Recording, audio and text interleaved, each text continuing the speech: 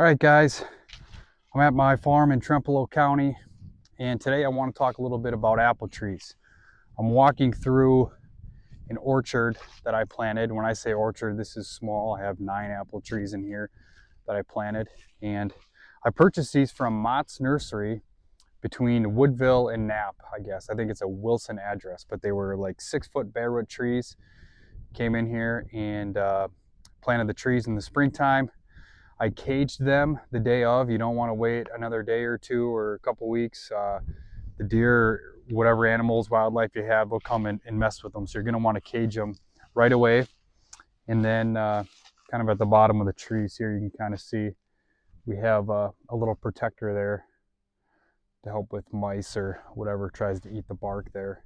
And then I did mulch all these trees, so there is mulch around them. But as you can see, it's pretty natural wild area around here. The only thing I really do is I come in here and I mow around these trees in the summertime.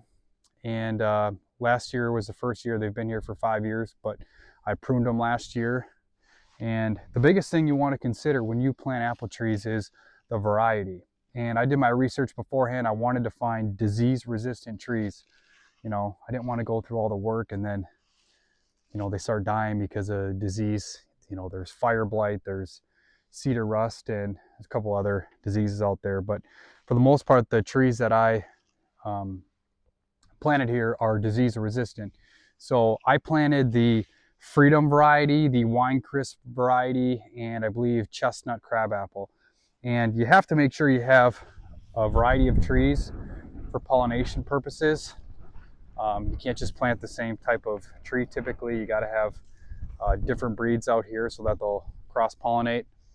And the other thing that I wanted is I wanted to make sure that these trees were dropping apples at different times throughout the year. You know, I didn't want them all to drop their apples in September. So I have an early drop, a mid drop, and then a late drop with the varieties that I chose. So it does take a little patience. Even when these trees put apples on, I come by and I pick them off because I want all that energy to go towards the root growth in the tree and not all that energy to go to a couple apples. So it does take some time, again, and some patience, but it's pretty rewarding. You know, these trees are about 5 years old now, and some of them are, I'd say, 12 feet tall.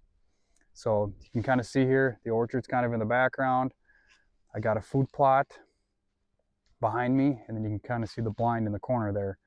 So the idea behind this was just to have a variety of a food source. And in this location, I got apples, I got a green plot, and you can see I got my hunting blind. I'm Jeff Fern. I'm with the Neil Hogger Real Estate Team, and I want to be your guy in the land business.